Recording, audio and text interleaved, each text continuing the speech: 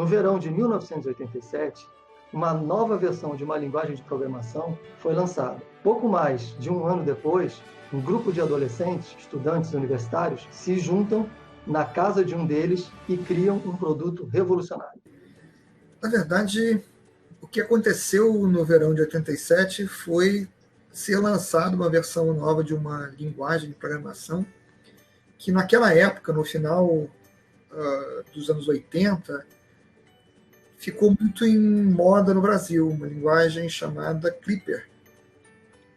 E o nome que foi colocado nessa versão foi Clipper Summer 87, ou seja, verão de 87.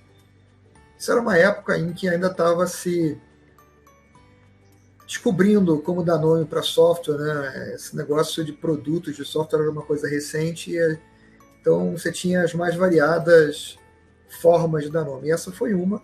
E essa linguagem ela se tornou muito utilizada no Brasil nessa época, assim, por volta de 88.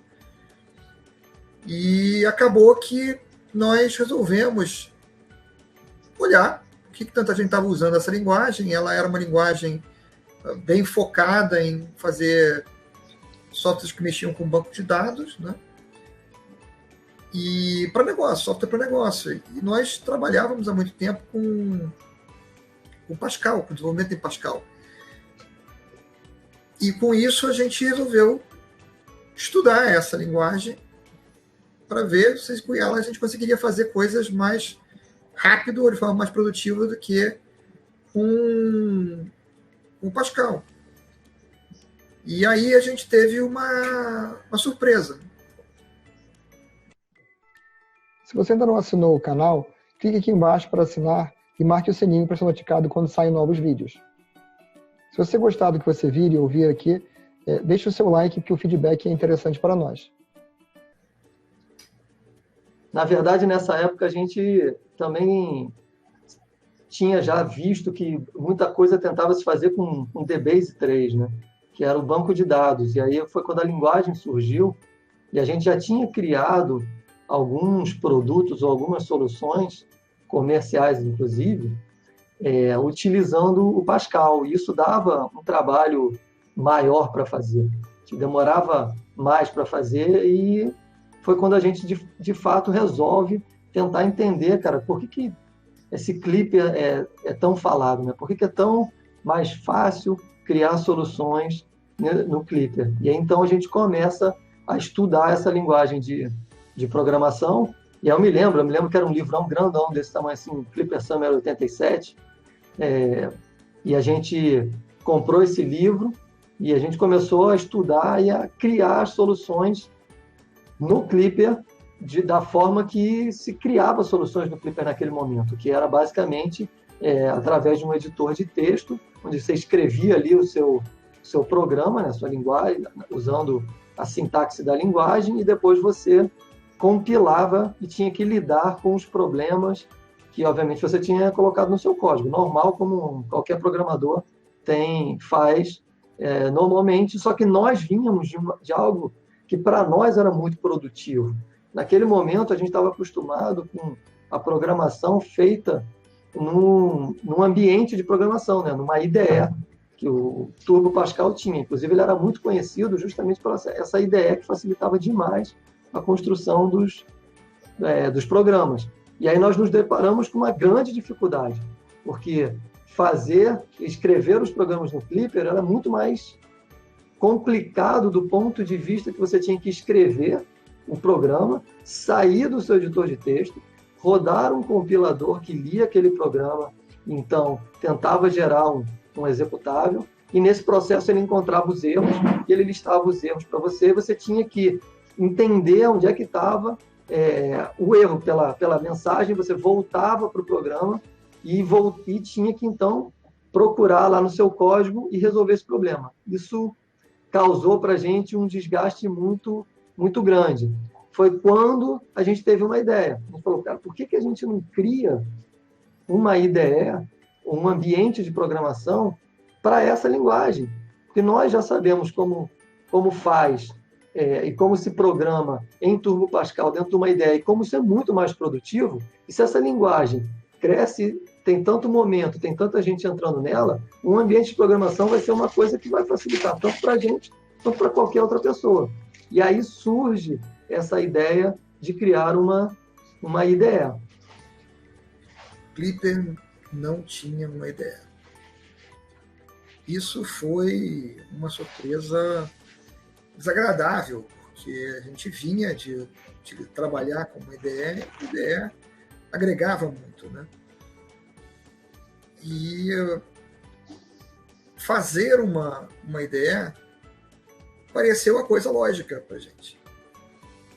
Hoje em dia as pessoas têm uma mentalidade diferente do que existia naquele momento. Não era uma coisa só nossa, né? Era uma coisa que acontecia muito dentro de um universo que era pequeno na época, né? Diferente do como é hoje em dia.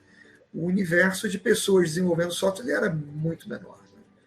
Mas as pessoas não se colocavam tantas barreiras quanto elas colocam hoje. Então, pareceu uma coisa óbvia para a gente fazer. E então a gente começou. E naquele momento, nós éramos um grupo de adolescentes, né?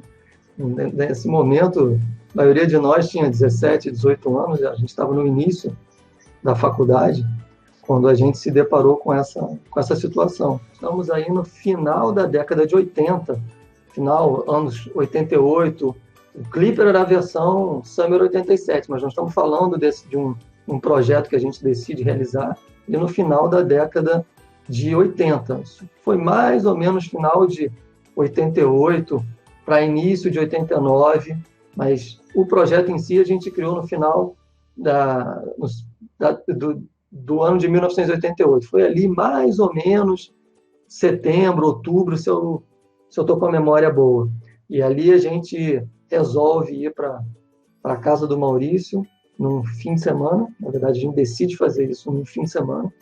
E a gente, então, marca uma sexta-feira onde a gente vai para a casa do Maurício, eu, Maurício e mais outras 2 pessoas. E lá nós, digamos, ficamos trancafiados para fazer a criação dessa ideia, desse ambiente de desenvolvimento para o Clipper. Eu me lembro que a gente trabalhava no meu quarto. Meu quarto tinha literalmente uma cadeira e uma cama de solteiro e um baú. Então a gente ficava um sentado no chão, um sentado na ponta da cama. Geralmente pegava uma cadeira na cozinha para poder botar do lado da cadeira quem estava sentado no computador. E fazia o que hoje em dia, já há um certo tempo, é conhecido como pair programming, né? A gente programava em dupla. Tinha sempre 2, pelo menos, no computador, programando, um escrevendo no teclado e o outro dando palpite do lado. E os outros geralmente estavam pesquisando como fazer alguma coisa que a gente ia fazer mais à frente para ganhar tempo, né? E não é nem que a gente tivesse um senso de urgência por alguma coisa, era simplesmente a vontade de fazer e de ver o negócio ficar pronto, né? Vale a pena dizer que o pesquisar o que você vai fazer logo depois era pesquisar literalmente em livros, né? Não existia um outro computador, não existia um Google para você fazer pesquisa. Estamos 10 anos, 12 anos antes do Google aparecer.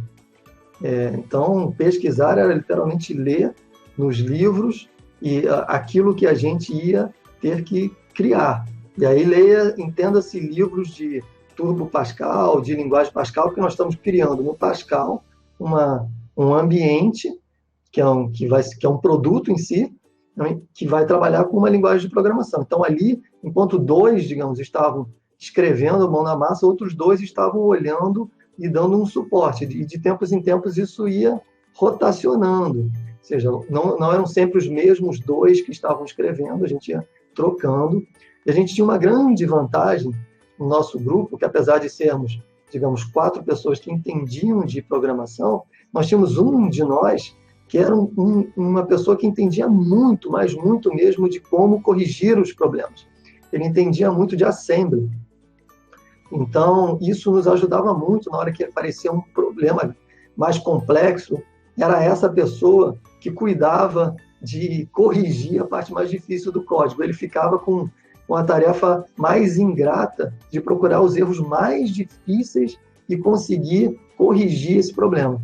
Então, de novo, apesar de sermos um grupo que aparentemente era homogêneo do ponto de vista de que todos entendiam daquela tecnologia, a gente tinha fortalezas diferentes.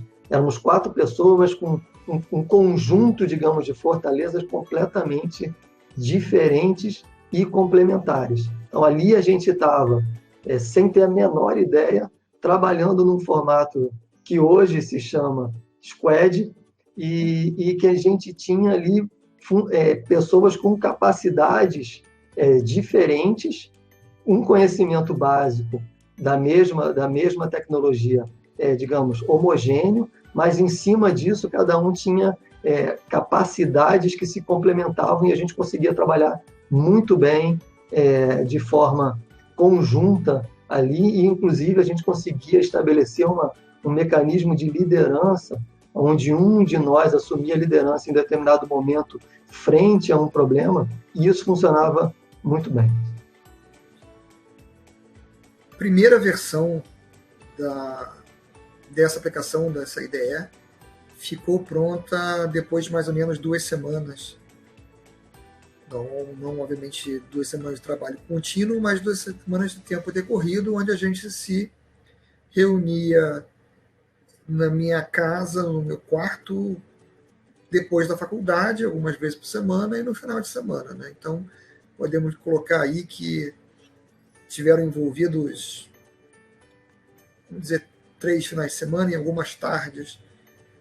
E, diferente do que é hoje o conceito da hackathon, que você entra no lugar e não sai por um período até acabar, a gente teve uma hackathon distribuída, né? Ela teve etapas, mas acabou que em 2 semanas a gente tinha a primeira versão pronta, e um pouco depois a gente refez o software inteiro numa outra sprint de 1 semana. E nessa outra semana a gente reescreveu o programa inteiro usando outro framework de desenvolvimento para adicionar suporte a mouse e janelas, etc., na IDE, que na época, que era um programa do DOS, a gente está falando, né, não era comum, e a gente quis acrescentar esse recurso na aplicação. E aí, nesse ponto, é que a gente considerou que a gente tinha um produto. É engraçado dizer isso, né? Porque nós estamos falando de uma época onde a gente criou um produto, não existia o Windows. Fez um produto literalmente DOS, e aí nessa versão 2, onde a gente reescreve usando o framework, a gente já coloca as vantagens de você poder trabalhar de uma forma mais produtiva, usando o mouse, podendo criar, tendo uma flexibilidade de movimentação dentro do ambiente muito, muito maior. E aí, naquele momento, a gente percebe que a gente tem um produto que não existe literalmente no mercado. Não existia nem sequer uma IDE, um ambiente de desenvolvimento para Clipper, quiçá com aquele nível de qualidade que a gente tinha, digamos, criado no nosso projeto. Então, a gente começa a perceber que isso poderia virar um produto comercial. Estamos falando de uma época onde os produtos de software eram literalmente caixinhas que você podia comprar nas lojas. E, não só caixinhas, alguns eram caixonas, porque vinham com manuais e várias documentações, mas, enfim, o software se vendia dessa forma. Estamos falando de um software, assim, para se localizar no tempo, que cabia num disquete. Então, aquele disquete, fazia a instalação, você rodava um executável que abria uma IDE e você ficava dentro dela fazendo a criação do seu programa, que normalmente cabia dentro do mesmo disquete, né? Com algumas vezes você tinha que gravar num outro disquete. Mas, enfim, esse era o momento em que a gente estava. Então, nós tínhamos agora um produto, o que fazer com esse produto? E aí a gente vai para uma outra coisa que, nesse momento, era uma novidade absoluta, né? A gente está tentando, então, empreender. Primeiro, a gente vai criar um produto em cima de uma necessidade que nós identificamos, conseguimos criar o produto, conseguimos montar uma equipe, conseguimos criar um produto. Agora temos um produto. Como é que a gente transforma esse produto num negócio? Porque nós estamos num momento onde você tem um principal jornal do país com uma coluna, na verdade um caderno voltado para a informática, e os produtos que se comercializavam eram anunciados ali. Você tinha algumas lojas de informática muito conhecidas, onde as pessoas iam nas lojas para buscar softwares para poder comprar e instalar nos seus computadores. Então, a gente tinha agora um produto. Como é que a gente faz para fazer com que isso seja vendável? Como é que eu transformo isso num produto? Como é que nós saímos da versão programadores ou engenheiros ou criadores de produto para empresários capazes de vender este produto? O mais engraçado é que quando o Alexandre fala que cabia num disquete, eu tenho o disquete onde está o software daquela época, né? E é um mundo inteiramente diferente daquilo que a gente está acostumado hoje. Hoje, se você faz um software, você coloca o software para download na internet e vende ele pelo mundo inteiro. Naquela época isso não era possível. Naquela época você literalmente ia a uma loja para comprar um software digital, né, um produto digital que você comprava como sendo um produto físico. Tinha uma caixinha, tinha livros, você levava para casa. Então,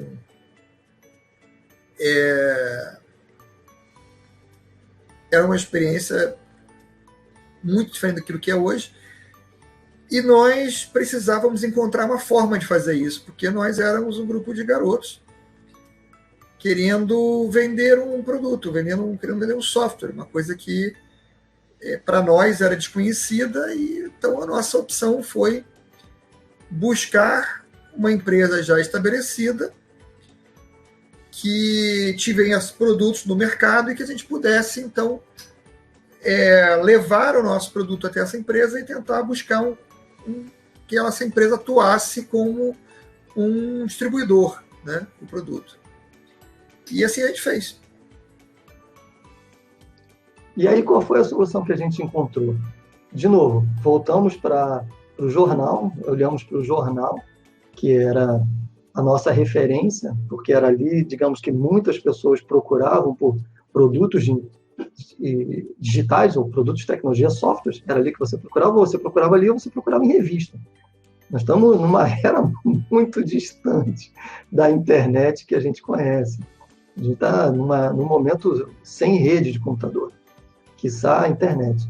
Ela já existia experimentalmente ou até em uso nos Estados Unidos e tal, mas dentro das forças militares, talvez universidades, ninguém sabia o que era. Enfim. E aí o que a gente faz? No jornal, a gente se depara com um software, que era um software que era muito falado, de alguém que tinha, naquele momento, uma participação muito ativa no próprio jornal. Ele aparecia comentando muito sobre softwares, porque ele tinha o software dele. E aí nós, então, falamos, bom, vamos tentar, através dessa pessoa, mostrar o nosso produto para ver se ele nos ajuda, se ele nos mostra o caminho, se ele quer, talvez, até se associar a nós na ideia de trabalhar com esse produto. E foi o que nós fizemos. Nós conseguimos o contato dessa pessoa e nós fomos até ele. E aí a gente se depara com o lado, digamos, imaturo do empreendedorismo naquele momento. Ninguém falava de empreendedorismo em 1988. Estamos falando de uma época de inflação alta. Só para lembrar, o Plano Real é de 1994. Estamos 6 anos antes do Plano Real. Então, nós estamos aí num momento de inflação alta, empréstimo no banco era uma coisa absolutamente impossível, nós éramos adolescentes, então, empréstimo no banco era uma coisa que não tinha nem cabimento para a gente. Investidores anjos, são coisas que não existia. Venture capital, ninguém sabia o que era aqui no Brasil, nem nós. E aí a gente, então, vai apresentar o nosso produto para essa pessoa. Ele, obviamente, fica encantado com aquilo que ele vê, porque ele se depara com a grandiosidade do que a gente tinha feito, do ponto de vista de produto, e a gente não tinha nada depois disso. A gente não tinha nenhum mecanismo comercial, nada que nos permitisse transformar isso num negócio. E aí ele nos faz uma proposta literalmente indecente, e é onde a gente começa a ver que ia ser muito mais difícil do que a gente imaginava criar um negócio a partir desse produto que a gente já tinha, porque não existia do outro lado maturidade em tentar encontrar uma saída para que um negócio fosse um negócio bom e viável para todos. O que a gente se deparou ali naquele primeiro momento foi com uma pessoa que tentava tomar a propriedade da gente e basicamente levar todas as vantagens e todos os lucros e tudo que o negócio pudesse dar para ele, e simplesmente ignorava completamente a nossa capacidade criativa e de produção para fazer um software. Assim, na prática, essa pessoa tentou passar a gente para trás, né? E tentou passar a gente para trás, e a gente acabou, obviamente, notou isso de cara, né? E a gente acabou cometendo o erro de matar o nosso projeto quando a gente deu de cara com esse obstáculo. Porque, como o Alexandre mencionou ainda há pouco, os conceitos que a gente tem hoje de venture capital, de investidor anjo, esse tipo de coisa, isso não existia como parte da cultura, nem aqui, nem fora daqui. Isso era uma coisa que já estava acontecendo, mas acontecia sem nome ainda, né? Uma coisa que as pessoas às vezes se surpreendem, as pessoas que não participaram desta época, de que nessa época nós fazíamos as coisas que vieram a ganhar nomes depois. A gente fazia as coisas que as pessoas não tinham feito antes. Então elas não tinham nome. E com isso a gente saiu dali, onde a gente estava conversando com essa pessoa, que nos ofereceu, como disse o Alexandre, nos fez uma proposta indecorosa e fez uma proposta ainda pior se nós quiséssemos usar a marca dele no nosso produto para impulsionar as vendas, porque como era um benefício adicional, o produto sairia como um produto da empresa dele, então a gente pagava mais por isso, né? Assim, infelizmente, as pessoas não eram, continuam não sendo, em grande parte, pessoas que têm uma disposição basicamente, essencialmente honesta, né? Em grande parte, né? Não vamos generalizar para todo mundo, mas infelizmente é a realidade da cultura do meio, vamos dizer assim. E a gente, infelizmente, se deparou com uma dessas pessoas nessa nossa primeira empreitada.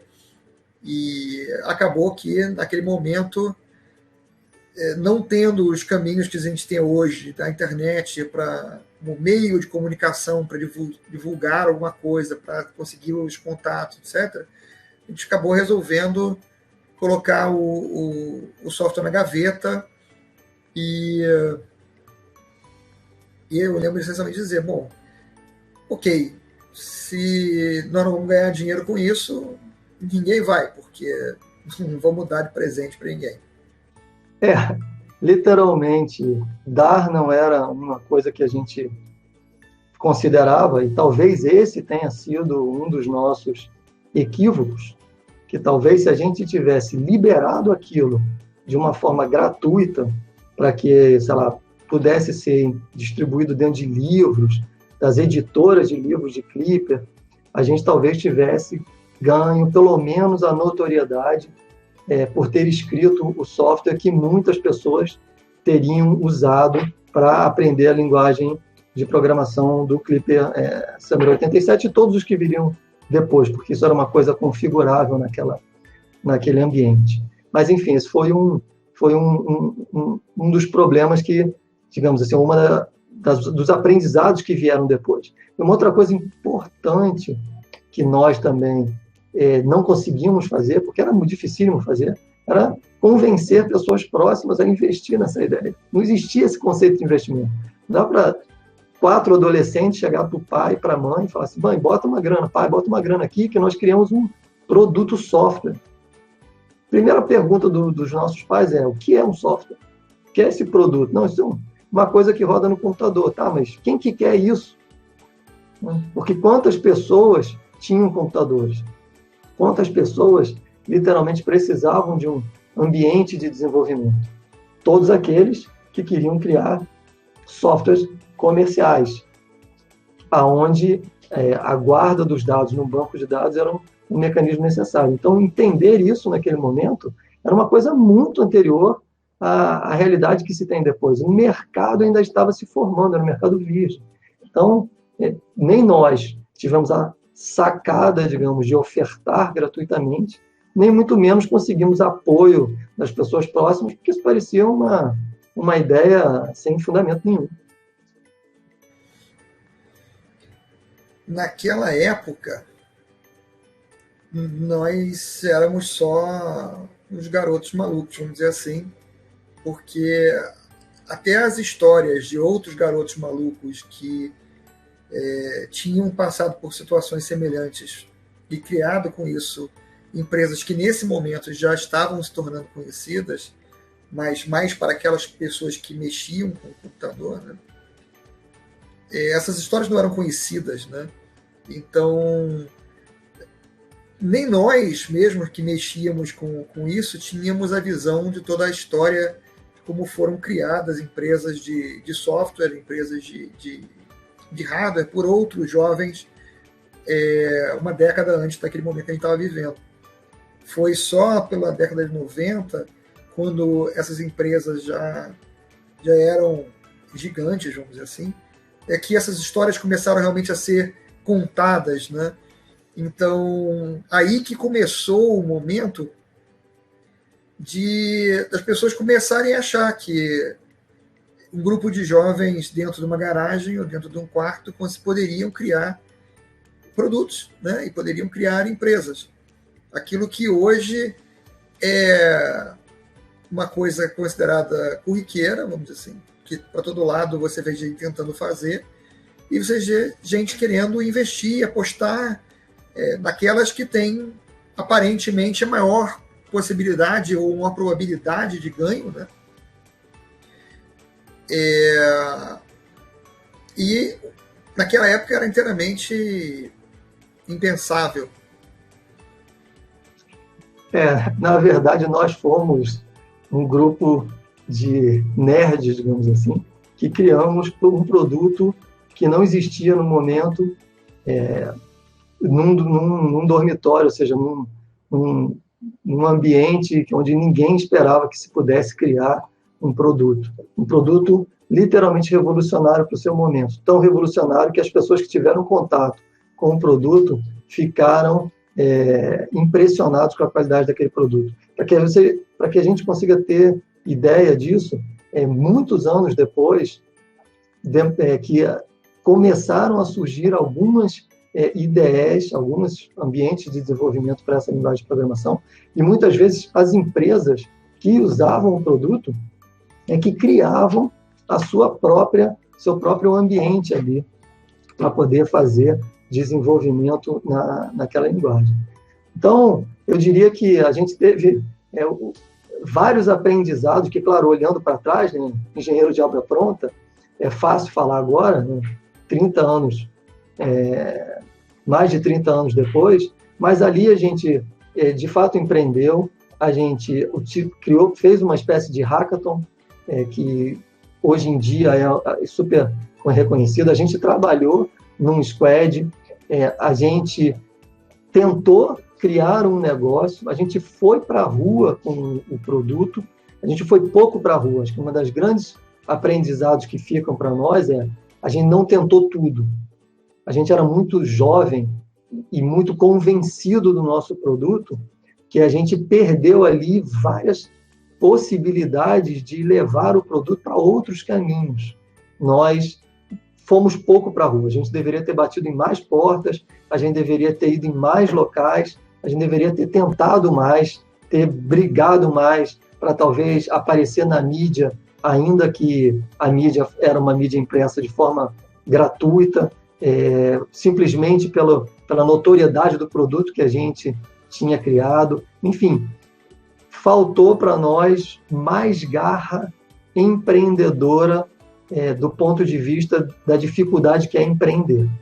Mas, do ponto de vista de criação de produto, eu diria que o que a gente fez foi algo que, muito tempo, alguns anos depois, começou a ser muito visto e muito falado no Vale do Silício, em outras realidades, onde pessoas com capacidade técnica criaram grandes soluções. Então, faltou para a gente mais vontade, faltou talvez vontade, que eu digo, essa tentativa de explorar mais, e faltou talvez estar na hora certa, no local certo, porque, sem sombra de dúvida, o produto que a gente criou, ele até hoje eu posso garantir que a qualidade final do produto é bastante impressionante. É claro que nós estamos falando de um produto DOS, né? Se você olhar um produto DOS hoje, você vai achar ele talvez ridículo diante dos potenciais que a gente tem de poder computacional hoje em dia. Mas naquele momento, ele era realmente um produto bastante diferenciado. E a gente perdeu o momento. Se a gente tivesse se dedicado um pouco mais e talvez até tentado relançar o produto mais algumas vezes, a gente teria talvez obtido êxito. A frustração de não ter dado certo, aliado ao fato de que as nossas tarefas do dia a dia, nós éramos estudantes universitários, começaram a suplantar a vontade de continuar empreendendo naquele produto, fizeram com que a gente deixasse um produto daquela qualidade, literalmente guardado numa gaveta, num disquete. Procurando me ater à época, não discordando do que o Alexandre falou sobre a necessidade de se tentar mais, a realidade é que naquela época os caminhos eram muito diferentes do que existem hoje, mas já muito diferente do que existia 10 anos depois, você ter esperado passar 30.